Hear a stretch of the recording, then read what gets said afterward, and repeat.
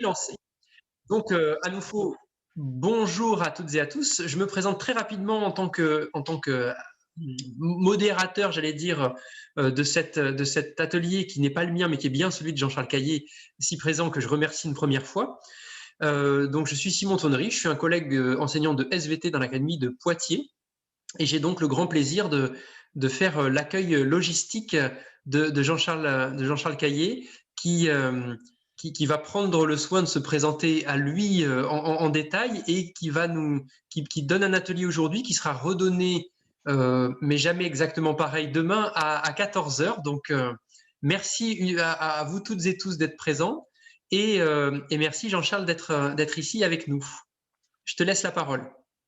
Donc, merci Simon. J'ai partagé mon écran. Je pense que vous voyez la première slide. Oui, même la Tout à fait, deuxième. oui. Voilà. Donc, je vous propose, bonjour à toutes et à tous. Je vous propose un atelier participatif. Donc, on va échanger sur des idées. Je vais vous introduire le propos en 5 minutes à peu près, puis je vais vous poser une question. Et puis, comme on n'est pas trop nombreux, on va pouvoir utiliser la plénière pour échanger entre nous. Et ensuite, je vais vous montrer un petit peu ce que je pratique dans ma classe. Et puis, on pourra faire des comparaisons, des liens entre ce que vous m'avez proposé juste dans quelques minutes et puis ce que je fais réellement, en espérant que vous allez aussi me donner des idées intéressantes pour m'améliorer. Donc, je m'appelle Jean-Charles Caillé, je suis prof de génétique, enfin, j'enseigne à l'université et depuis donc la génétique moléculaire, enfin des matières autour des sciences de la vie, de l'ADN en particulier. Et depuis 8 ans à peu près, j'ai transformé ma classe. Donc ma classe, elle ressemble à ça. Donc c'est une classe renversée. Je vais vous donner en 2-3 dessins, il y a pas de texte, je vais vous donner en 2-3 dessins les grands principes de cette classe. Et puis, vous allez voir, il va se passer quelque chose dans 5 minutes qui nous est tous arrivé et qui a dû changer nos modes d'enseignement. Donc, c'est une classe renversée. Elle n'est pas tout à fait inversée, hein. Marcel Lebrun aime bien dire que ma classe renversée, c'est un peu un niveau 3. C'est une sorte de classe inversée, on va dire, dans laquelle les élèves fabriquent le cours eux-mêmes. Donc, il n'y a pas de cours, il n'y a pas de document, il n'y a pas de contenu. Enfin, il y a un programme quand même, mais ce sont les étudiants qui construisent le cours et le prof qui devient l'élève. C'est pour ça qu'on l'a appelé la classe renversée. Les étudiants vont construire le cours, les contenus, ils vont travailler, faire des plans. Je vais vous montrer en quelques idées. Et le professeur, lui, devient l'élève. Donc, si vous venez dans ma classe, il y a 50 profs et un seul élève. Les étudiants travaillent de manière collaborative. Donc, ce sont des équipes de 6. Donc, c'est en présentiel. C'est une classe en présentiel. La salle est bien installée. Il y a des îlots. Les étudiants s'installent un peu comme ils veulent. Ils travaillent par équipe, ils construisent le plan du cours, ils construisent les contenus, ils vont sur le web, ils citent leurs références. On utilise aussi des ouvrages. Dans la classe, il y a des bouquins. Ça leur permet d'utiliser aussi du texte, pas uniquement se connecter sur Internet. On leur apprend un peu le tri et le discernement. Donc, ils construisent, j'ai à peu près entre 6 et 10 équipes, et puis l'équipe 1 construit le chapitre 1, l'équipe 2 le chapitre 2, puis après ça tourne. L'équipe 1 peut passer au chapitre 2, et tous ces documents, donc il y a des rotations, et les élèves vont pouvoir lire, corriger un petit peu les chapitres des autres. Ces chapitres sont rédigés sur un document collaboratif. Les constitutions des équipes. Donc, quand je travaille avec mes élèves dans la classe, je fais un casting. Donc, je ne demande pas à mes élèves de se répartir un peu comme ils veulent. Dans chacune de mes équipes, je mets des étudiants qui ont des très bons niveaux académiques, des étudiants moyens avec des notes moyennes et des étudiants plus faibles. Donc, je répartis bien mes étudiants de manière à ce que toutes les équipes aient le même niveau complémentaire. Comme ça, je n'ai pas une équipe qui travaille plus vite qu'une autre. Et puis, ce que j'ai rajouté et qui marche très bien, c'est que j'ai séparé les affinités. Chacune de mes élèves a son meilleur ami ou sa meilleure copine dans une équipe différente, ce qui fait que la communication entre les groupes est très bonne. Ou quand je les fais se noter entre eux, eh bien, il n'y a pas de surnotation ou de sous-notation. Comme vous le voyez ici, les étudiants travaillent avec beaucoup de méthodologies. Ça peut être des cartes heuristiques, des plans, ils peuvent assembler des illustrations, du texte, et ils co-écrivent en fait, ils co-construisent le cours. Ça fait 8 ans que j'ai le même programme, mais depuis 8 ans, ce qui est construit d'une année à l'autre bouge un petit peu. J'avais un collègue qui m'avait dit une fois au début, ton idée elle est intéressante de faire construire le cours par les élèves, mais tu verras, ça ne marchera qu'une seule fois. Les années suivantes, ils feront du copier-coller. Or, c'est jamais ce que j'observe. Chaque année, les cours sont originaux. Bien sûr, on retrouve des constructions similaires, mais les étudiants construisent quelque chose de cohérent et qui est leur propre création. En classe, puisque c'est une classe, je dirais, physique, il y a beaucoup d'exercices d'interaction entre les équipes. Par exemple, ici, vous avez l'exercice des tableaux tournants. Les élèves travaillent sur des tableaux. Au début, j'utilisais des feuilles de paperboard. Ils peuvent construire, dessiner des schémas, écrire du texte, faire des tableaux. Et puis, on fait des rotations.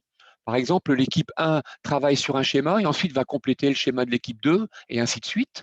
Ou alors, parfois, je demande à mes 3 équipes ou 5 équipes de composer des questions parce que les étudiants construisent l'examen aussi. Les étudiants construisent le cours, mais ils construisent aussi les sujets d'examen et les sujets de contrôle continu. Donc, ils font vraiment tout, hein. La recherche d'informations, écriture du cours et préparation des questions barème pour l'examen et pour les contrôles continus. Donc ici, vous pouvez avoir par exemple une équipe d'élèves qui construit une question. Ensuite, elle change de tableau, elle va répondre à une autre question d'un autre groupe, et après, elle va rechanger de tableau et elle va corriger la réponse d'un groupe à une autre. Donc, on peut très bien avoir un exercice avec 5 minutes de rédaction de questions, 5 minutes de résolution de problèmes et 5 minutes de correction.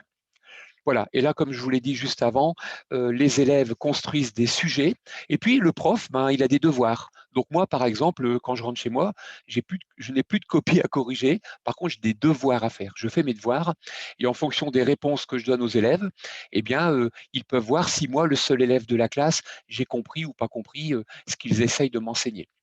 L'idée de la classe renversée, c'est de dire la meilleure façon d'apprendre, c'est d'enseigner, alors faites-moi le cours. Voilà, donc ça, ce sont les grands principes. Donc, ce qui m'est arrivé comme à vous, c'est cette fameuse pandémie au coronavirus et qui a fait que j'ai dû passer en distanciel.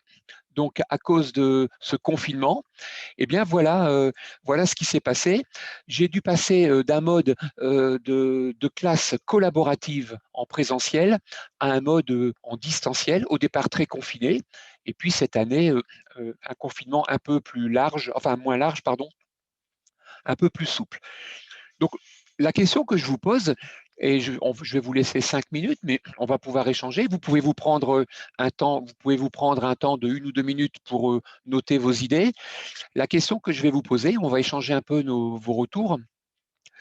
Comment, à votre avis, j'ai fait ou qu'auriez-vous fait à ma place si vous aviez été justement dans cette situation de classe renversée pour pouvoir la continuer en distanciel? Et même l'année suivante, la démarrer 100% en distanciel, parce que quand j'ai redémarré cette classe au mois de septembre à la rentrée ici, eh bien, les étudiants étaient déjà en distanciel. Donc, pour la première fois en 8 ans, j'ai fait classe à des étudiants que je n'ai jamais vus physiquement. Et pourtant, j'ai continué à leur faire de la classe renversée. Voilà, donc je vous laisse 1 minute, de manière individuelle, 1 ou 2 minutes. Écrivez quelques idées et puis on va les échanger de ces idées entre nous pendant les 10 minutes qui suivent. S'il faut plus, on prendra plus.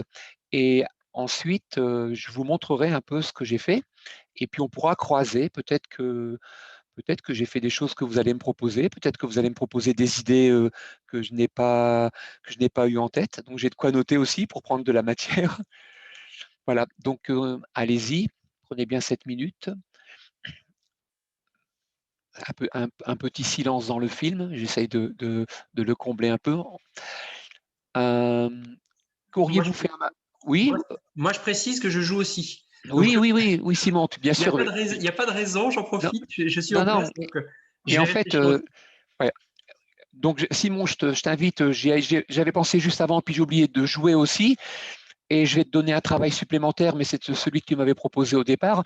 Vos idées, vous les notez comme vous voulez dans vos blocs-notes, mais j'aimerais bien que vous les écriviez en quelques lignes dans le chat, qu'on puisse récupérer un peu ces idées de manière écrite.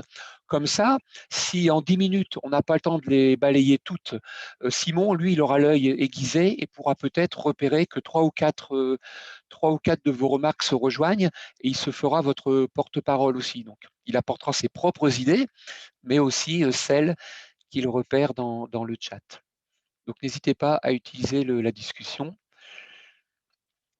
Le challenge, vous l'avez bien sous les yeux, hein, sous la forme de ce dessin. Ça faisait quand même 7 à 8 ans que je crée un dynamisme collaboratif en classe avec des élèves en îlot. Moi, je passais entre les îlots. Si vous étiez passé dans ma classe, vous auriez eu l'impression d'être dans une petite start-up où les gens travaillent par unité de production, il y a des collaborations entre les équipes. Et comment garder tout cela à distance alors que c'est une innovation pédagogique qui est basée sur le travail collaboratif. Voilà, je vais vous laisser encore 30 secondes, puis les idées viendront au fur et à mesure. Moi, je voudrais juste avoir le cadre. Est-ce qu'on peut parler, par exemple, d'étudiants de licence ou plutôt de master? Moi, mes étudiants sont en licence, donc c'est 3 ans après le bac. Okay. Bon. Mais c'était savoir si je mettais le Campbell dans les ouvrages de référence. Oui, pas de problème. Mais vous pouvez répondre à la question de manière très générale parce que j'ai des collègues qui enseignent en école, lycée, collège et qui avaient des méthodes collaboratives et qui ont fait des choses à distance qui ressemblent à ce que j'ai fait. Donc, on n'est pas en train de se focaliser purement sur des élèves de 3e année qui font de la génétique. J'ai un collègue qui a fait ce genre d'exercice aussi en littérature, lettres et sciences humaines. J'ai une autre collègue qui a fait ça en économie, en gestion. Donc, il n'y a pas de restriction quant à la matière et quant au niveau des élèves. Voilà. Alors, comme nous sommes qu'une bonne dizaine, c'est pas la peine vous pouvez prendre le micro. Allez-y, je vous écoute. On gérera le temps de parole si vraiment tout le monde parle en même temps. Mais est-ce qu'il y a une première idée? Ça peut aller dans tous les sens. Hein, c'est juste Peut-être des idées. Clara, est-ce que tu peux activer ton micro et puis nous faire un Clara Marie-Claire? Oui, bonjour. Oui. Bonjour. Bonjour. Oui. On collecte les idées hein, comme une liste de courses. Alors, qu'auriez-vous fait à ma place? Que pensez-vous que j'ai fait?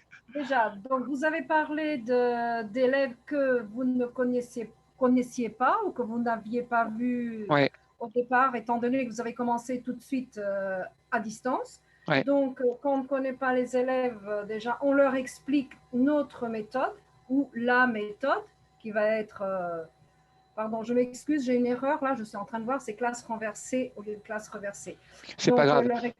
On leur explique la méthode. J'ai bien compris, j'ai noté. Exactement, expliquer la méthode. Peut-être leur montrer ou leur expliquer comment fonctionne l'apprentissage, comment ça marche l'apprentissage. Quand on écoute seulement, on apprend 5%. Quand on fait, on apprend 75%. Et quand on enseigne, on apprend 95%. Oui. Donc, avec une des pyramides de l'apprentissage.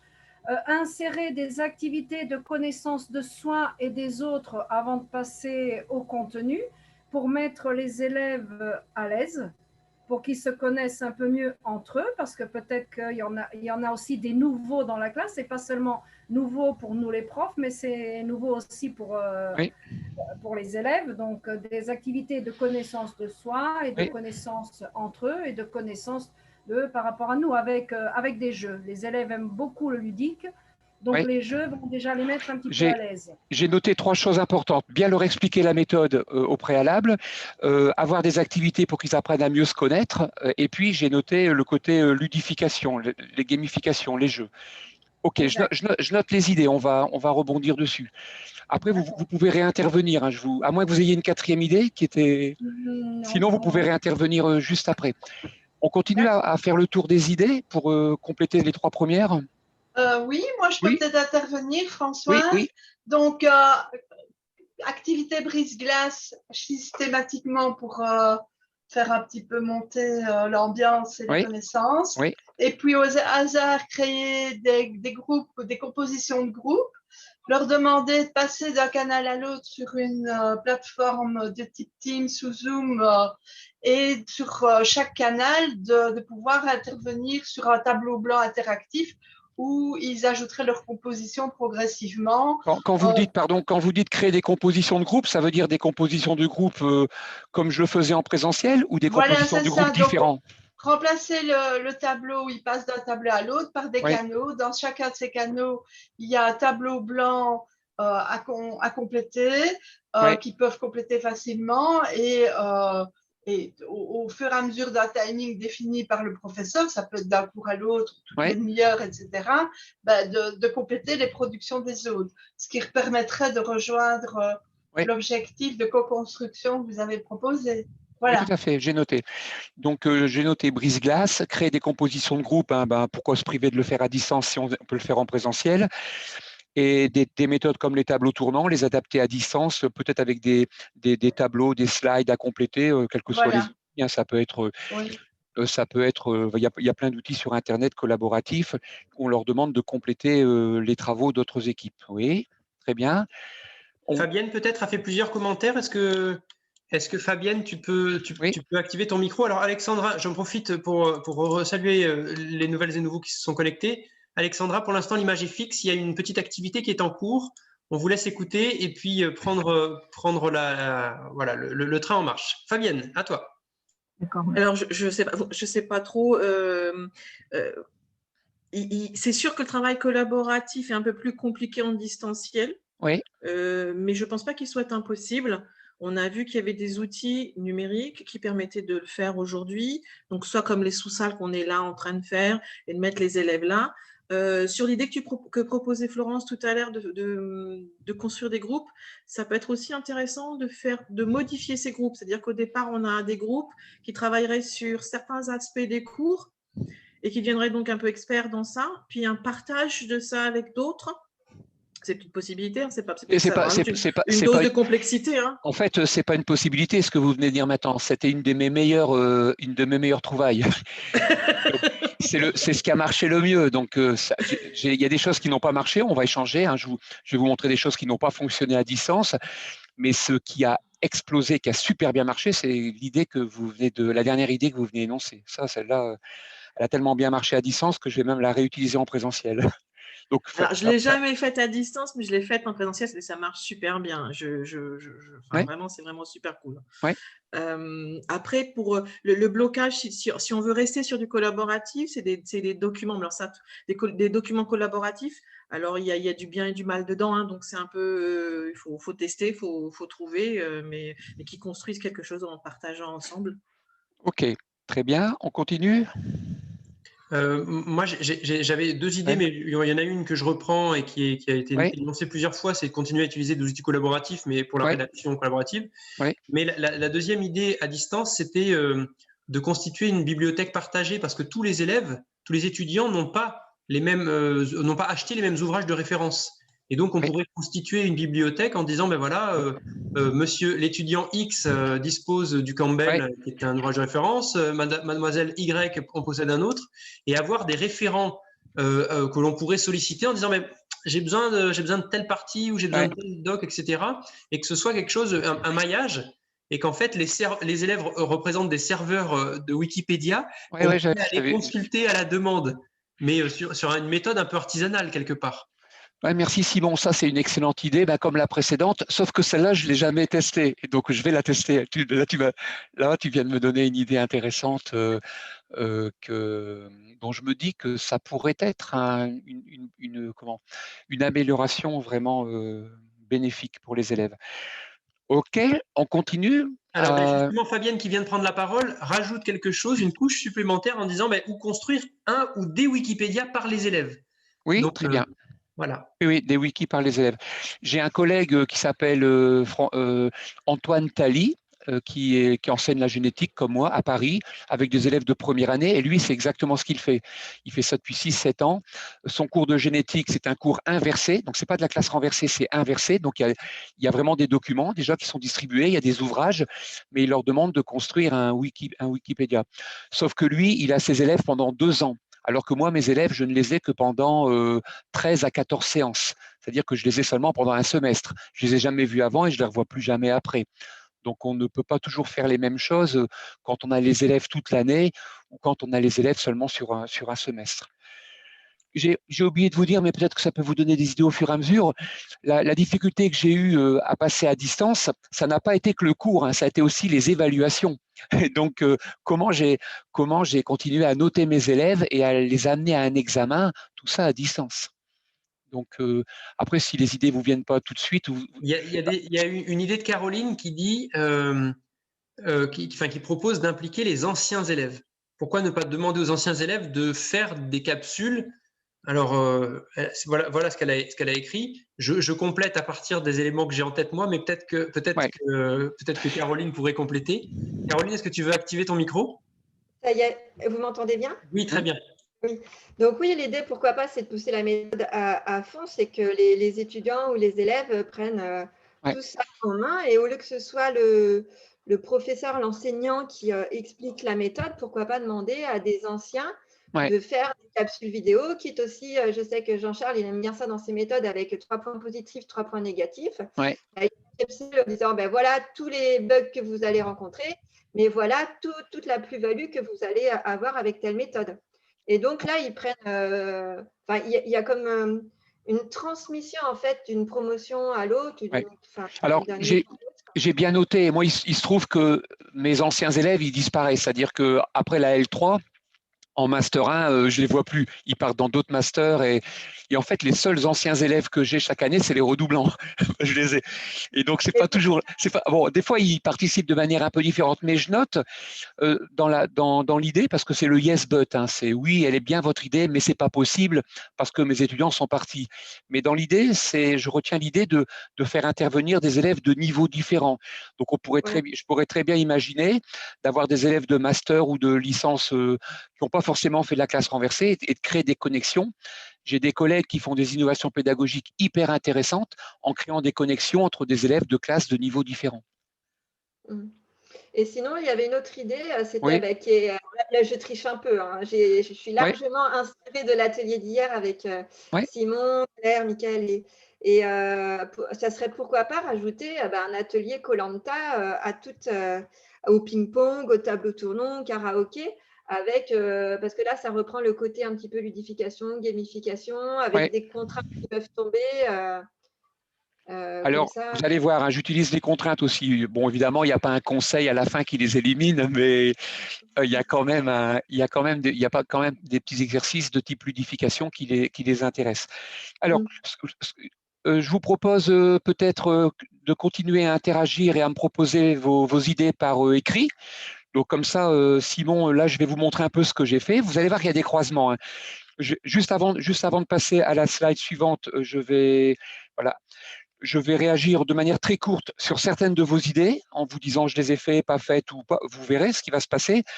Et puis au fur et à mesure, si des idées viennent ou si vous voulez débattre ou interagir sur ce que je suis en train de dire, Simon, tu regardes un peu ce qui se passe dans le chat et puis tu peux m'interrompre à tout moment. Tu me dis stop, j'ai un peu comme la publicité qui est interro Koh-Lanta. Tu dis voilà, il y a 2-3 questions qui se ressemblent et que je trouve intéressantes.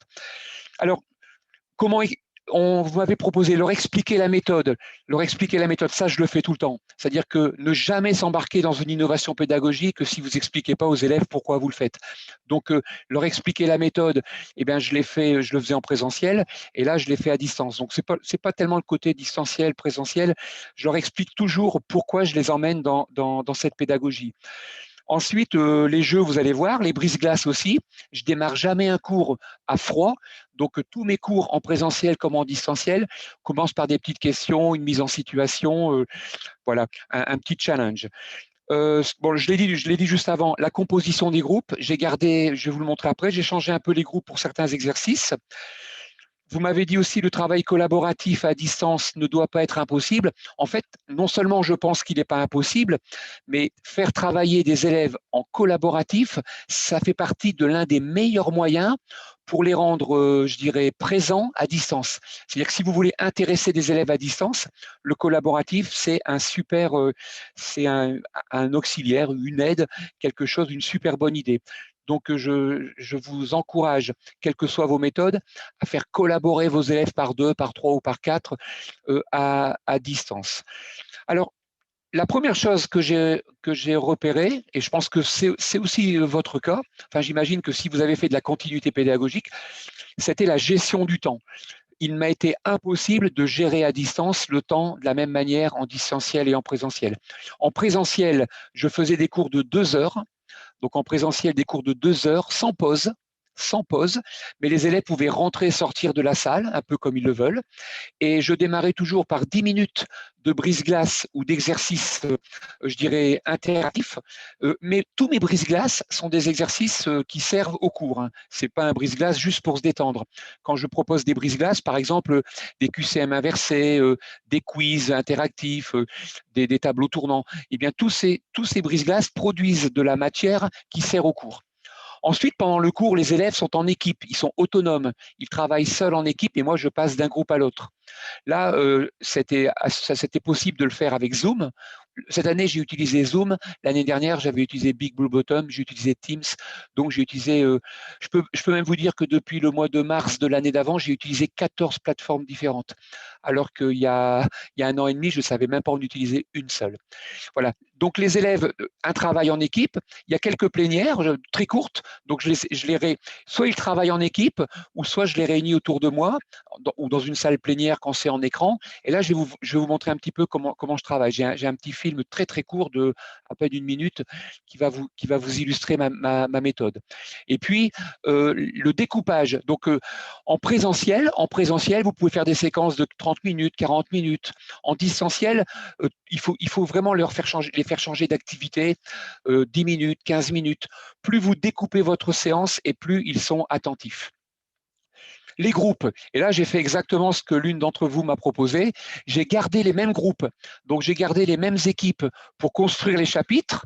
Par contre, dans mes brise-glaces ou dans des exercices où on travaillait sur les questions, j'ai dispersé mes étudiants par groupe aléatoire. Donc, en équipe, le chiffre magique pour faire travailler les élèves, c'est 6. Donc, en présentiel, moi, je conseille d'utiliser des groupes de 6 parce qu'au-delà de 7 ou 8, ils ont du mal à travailler ensemble. Et en dessous de 5, si l'un est fatigué, il y en a un autre qui ne vient pas, ça devient un peu compliqué. Donc, en présentiel. Tandis qu'en distanciel, bon, j'ai gardé les groupes de 6 pour construire les chapitres, mais pour qu'ils interagissent, préparent des questions, j'ai fait des groupes de 3, de 4, en plus petit nombre, de manière aléatoire. Et donc, ça me permettait, là, comme c'était au hasard, je pouvais très bien avoir un groupe, vous voyez ici, par exemple, ces 2 élèves qui échangent de manière très intense, et puis ici, vous voyez, il y en a un des 2 qui n'est pas très actif. Mais ce n'est pas trop gênant parce que quand je mettais mes élèves par petits groupes à distance, sans qu'il y ait de casting, ça m'était égal de savoir si les productions étaient identiques d'un groupe à l'autre. Il y a des méthodes qui ont marché aussi bien en présentiel qu'en distanciel. Par exemple, celle-ci, c'est une méthode que j'ai appelée l'imprégnation.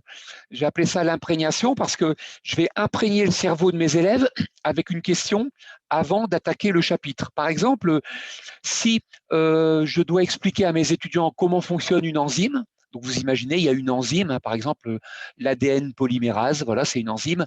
Ce que je faisais avant, c'est que je leur expliquais la structure de l'enzyme, ses fonctions, comment elle travaille, etc. Donc il y avait une sorte de séquence logique. Et souvent, quand vous expliquez ça au tableau pendant 10 minutes, un quart d'heure, vous perdez les élèves. Donc moi, ce que je faisais, c'est que je disais aux élèves, voilà, écoutez, je vous donne 10 minutes, et puis en 10 minutes, vous allez m'écrire tout ce que vous pouvez me dire sur cette enzyme. Je veux tout savoir, mais vous n'avez que 10 minutes. C'est une contrainte, hein, c'est super. Et donc, en 10 minutes, voilà tous les groupes qui se mettent à chercher un peu partout. Ils s'imprègnent de la question. Et au bout de même pas 4 minutes, 3 à 4 minutes, donc je stoppe l'exercice et je leur dis, et je le fais à distance, on arrête, je vais vous le faire, moi. Je vais vous le faire en 10 minutes.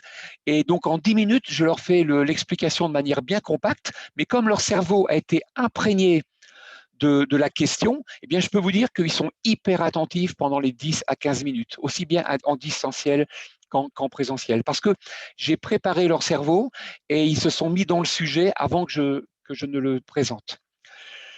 Il y a un autre type d'exercice qui fonctionnait très bien en présentiel. Les groupes d'élèves me préparaient des questions.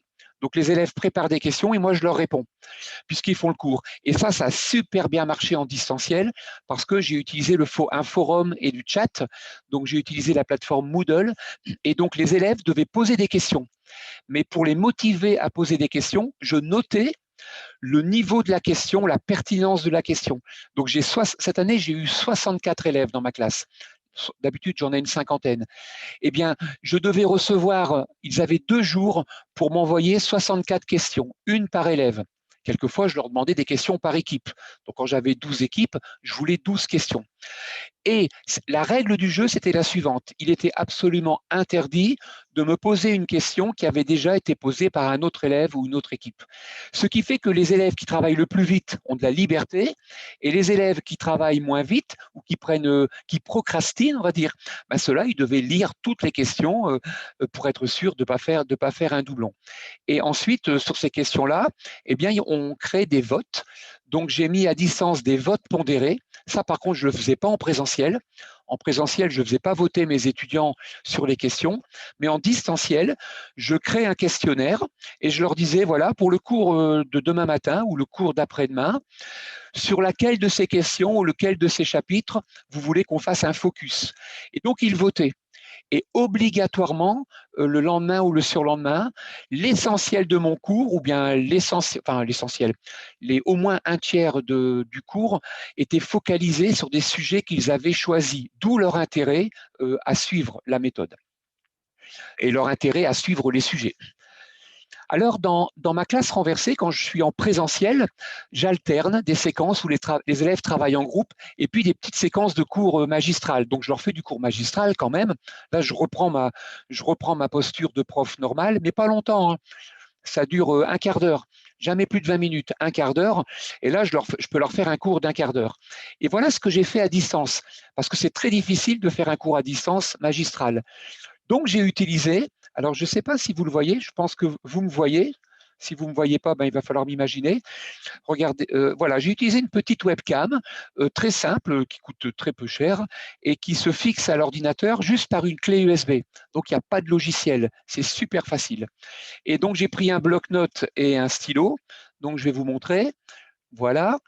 Donc, les étudiants me voyaient. Vous voyez ici dans la petite fenêtre, c'est super important que les étudiants voient le prof. Parce que si les étudiants voient le prof, eh bien, il y a un niveau d'attention qui est plus élevé que si c'est juste une illustration. Donc, vous voyez, j'ai utilisé du papier, un crayon, un feutre. Et là, je suis en train de leur dessiner une molécule. Je vais avancer dans le film. Je leur explique comment un gène s'exprime. Vous voyez, je peux mettre des annotations, je peux changer de couleur. Enfin, et donc, j'ai juste, c'est comme si je mettais les élèves sur mon épaule et ils ont juste à regarder ce que j'écris. En même temps, je leur donne des explications. Ils peuvent m'interrompre. Ils peuvent aussi me poser des questions.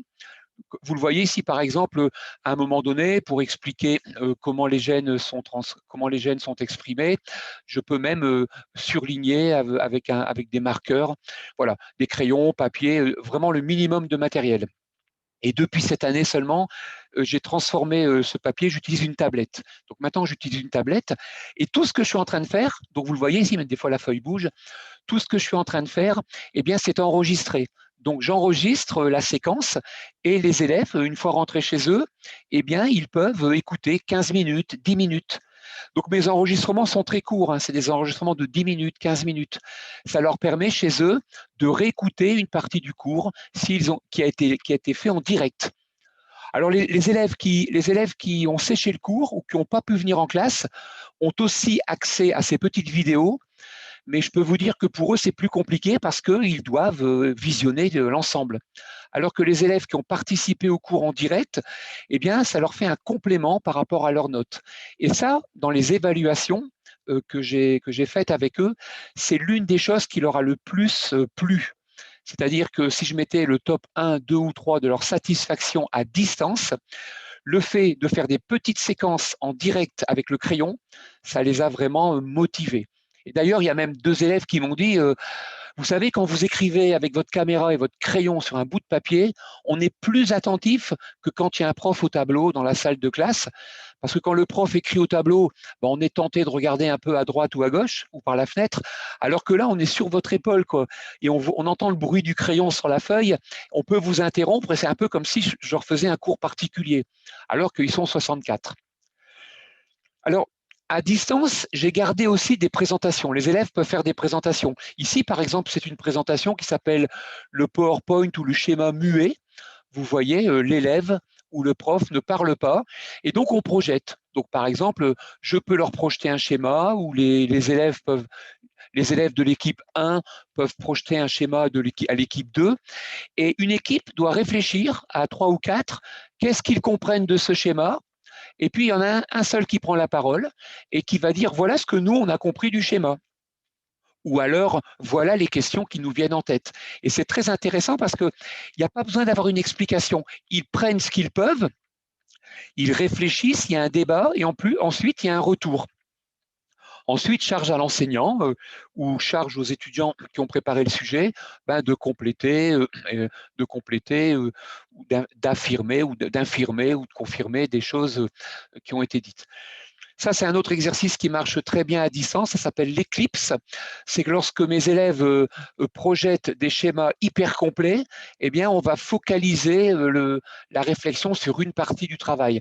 Donc, quelquefois, il me reste plus que 10 minutes, et puis ce qui est projeté en schéma est complet. Donc, je vois que le travail est très bien fait, et je voudrais quand même qu'il y ait un échange, un débat. Je sais que je n'ai pas le temps de le faire, donc je vais choisir sur tout le schéma la partie qui nécessite plus de débat. Et pourquoi je ne décris pas les autres parties? Parce que pour moi, c'est des choses plus simples ou que les étudiants peuvent travailler par eux-mêmes.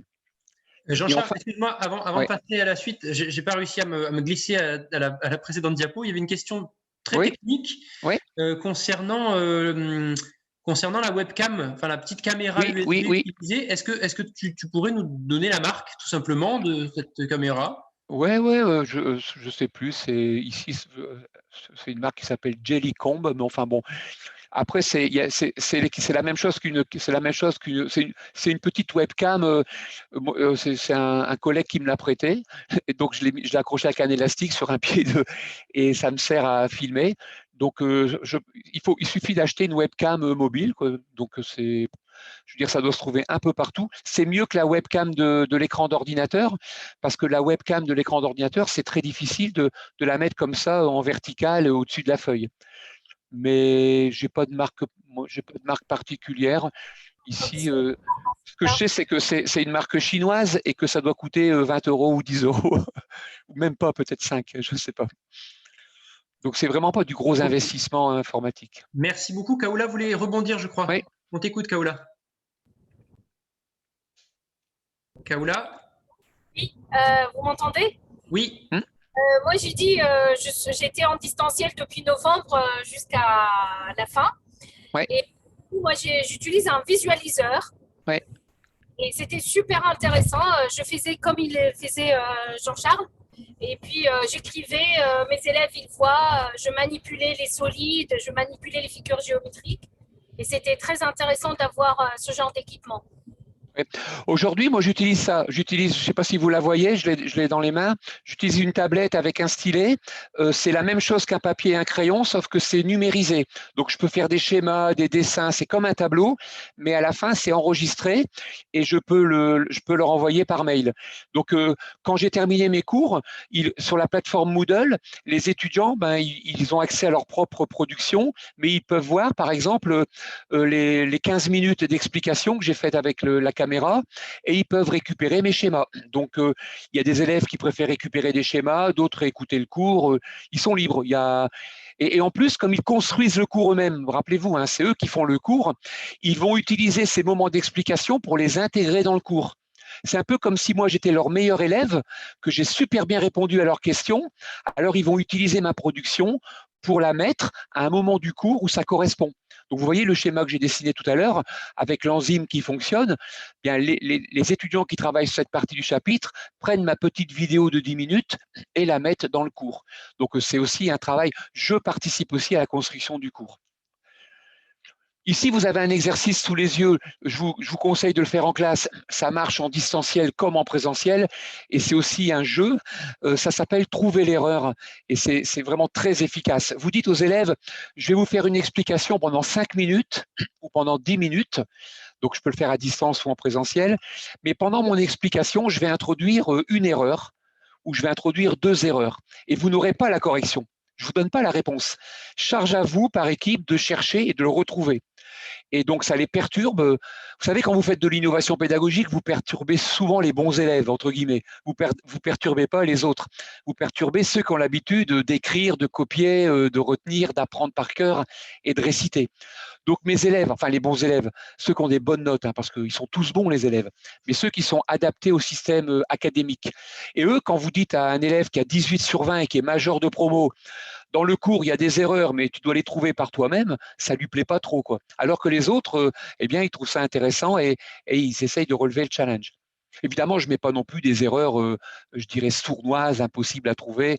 En général, je mets toujours des erreurs faciles à trouver. Et puis, comme je suis un peu vicieux et que quand je fais une explication de 10 minutes, je mets toujours une erreur au bout de 30 secondes et une erreur juste à la fin. Comme ça, j'ai leur attention maximale pendant les 10 minutes. Voilà. Est-ce que vous voulez encore échanger un peu sur cette méthode-là? Puis je terminerai en vous montrant l'évaluation, parce que ce n'est pas tout d'adapter son cours à distance, mais comment on peut s'y évaluer à distance.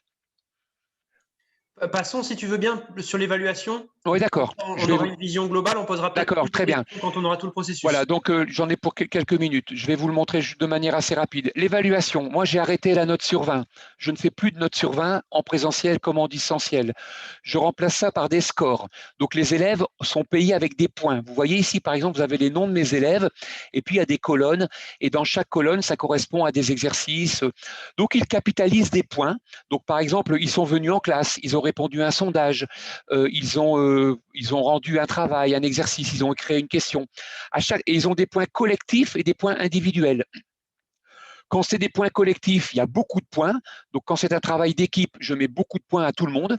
Et quand c'est un travail individuel, je mets moins de points. Et à la fin, les élèves, sont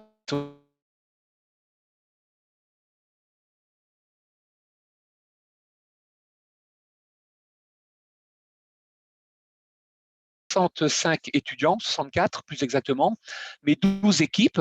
Et vous voyez que d'une équipe à l'autre, ils ont des scores un peu différents en fonction du travail qu'ils ont fait en équipe ou individuellement.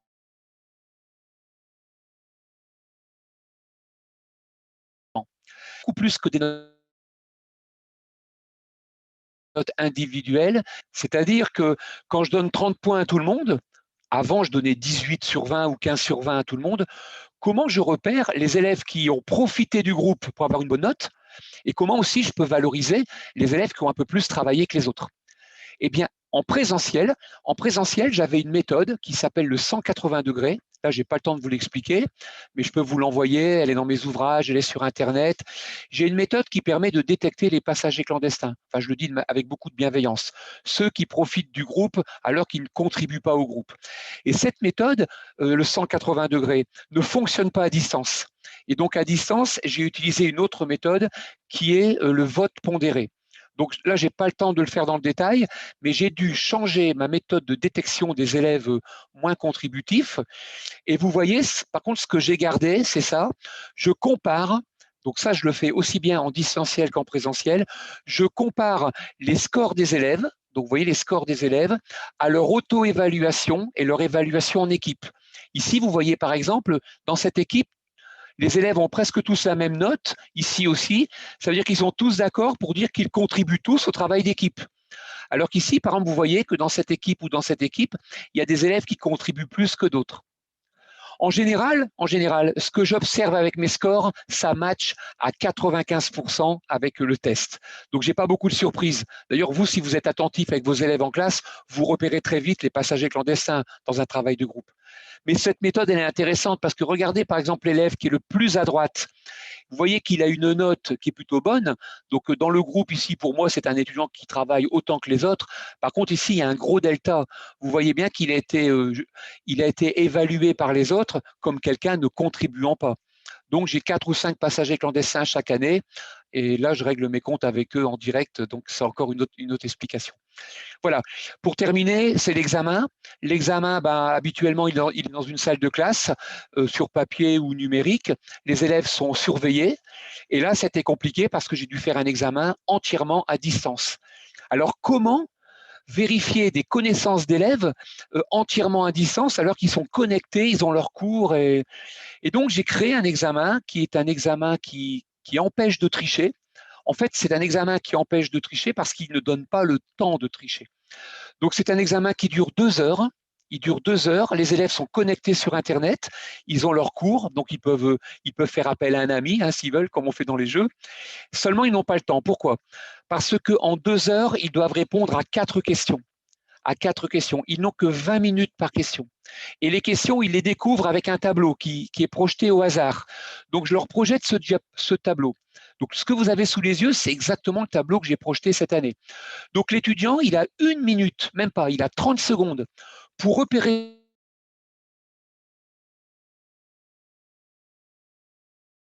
6, elle va 2. Chloé, le numéro 17. Labaé, le numéro 20. Clément, le numéro 21, etc. Et ça leur prend que 30 secondes. Et au bout de 30 secondes, top, apparaissent des questions. Donc Clément, il doit répondre à la question 20, Chloé, elle doit répondre à la question 22. Et donc les questions sont distribuées de manière aléatoire. Et donc ils n'ont que 20 minutes pour répondre aux questions. Bien sûr, ils peuvent contacter un élève qui a le même numéro de question qu'eux, mais ils n'ont pas le temps, parce qu'ils n'ont pas eu le temps de noter tous les numéros dans le tableau. Et même si Mathieu, par exemple, repère que Caroline a la même question que lui, le temps qu'il téléphone à Caroline, qui lui demande si elle peut l'aider, peut-être que Caroline, elle n'a pas envie de l'aider, elle n'a pas que ça à faire, elle doit répondre à la question. Et ça fonctionne super bien. En 2 heures, et moi je suis là en direct avec eux, et donc en 2 heures, on peut les suivre et travailler sur cet examen. Voilà. Et tout à l'heure, je ne sais plus qui a dit, Jean-Charles utilise les 3 points positifs ou les 3 points négatifs. Donc, tous mes cours en distanciel comme en présentiel se terminent par l'évaluation que j'ai appelée le 10 sur 20, c'est-à-dire que les élèves sont obligés d'écrire ce qu'ils ont préféré dans la séance et pourquoi, et ce qu'ils ont détesté ou pas aimé. Quand je suis en présentiel, je fais ça avec des petits bouts de papier, j'ai des fiches. Donc, avant de quitter la classe, ils ont 2 à 3 minutes pour remplir une fiche, 2 minutes. Par contre, en distanciel, ça marche super bien parce qu'en distanciel, ils utilisent le chat. Donc, j'utilise le chat sur Zoom et ils doivent écrire plus et moins. Et je récupère les appréciations de manière plus rapide. Si vous voulez lire les appréciations de mes élèves, vous allez dans mon blog. Et si vous n'avez pas l'adresse de mon blog, il suffit d'aller sur la barre Google, vous tapez blog espace JC2 et vous allez tomber. Je viens de le mettre dans le chat. Tu vas mettre le lien dans le chat. Et vous l'avez ici. Voilà, désolé d'avoir été un peu rapide à certains moments, mais j'ai voulu en même temps vous donner beaucoup d'informations, de témoignages, et puis aussi réagir avec vous en 50 minutes, c'est toujours très short. Mais si vous avez… D'ailleurs, il nous reste peut-être quelques secondes pour échanger. Oui, il nous reste… On va même pousser jusqu'à 55. Donc, il nous reste… Très bien. Voilà, donc moi, je peux pouvoir échanger. Voilà, on va échanger sur ce qui est brûlant et moi, je suis à votre disposition. Vous avez tous les moyens de me contacter ici. Et il y a même des ouvrages qui vous donnent la méthodologie et ici tous les exercices collaboratifs qu'on peut imaginer dans une classe. Alexandra dit qu'elle n'a pas compris sur quel logiciel est fait l'évaluation sans tricher. De ma part. Donc je fais l'exercice sur Zoom, j'utilise la plateforme Zoom et les élèves vont remplir leur copie sous forme soit Word, PDF ou PowerPoint. Donc, et à la fin de l'examen, ils m'envoient leur copie. Donc, ils ont 5 minutes. Donc, l'examen dure 2 heures et les 5 à 10 dernières minutes, c'est le temps qu'il leur est donné pour me l'envoyer. Et je peux vous dire que en 10 minutes, je reçois 64 mails avec les 64 pièces jointes et les 64 copies. Et vraiment, s'il y en a un qui n'arrive pas à se connecter, il a intérêt à trouver une bonne excuse et il n'a que 2-3 minutes pour la trouver, quoi. Celui qui m'appelle le lendemain en disant « j'arrive juste maintenant à vous envoyer le sujet », lui, ce n'est pas la peine. Ok, merci beaucoup. Alors, est-ce que les autres collègues ont des questions, des commentaires, des retours à faire sur ces propositions pédagogiques proposées par Jean-Charles Caillé.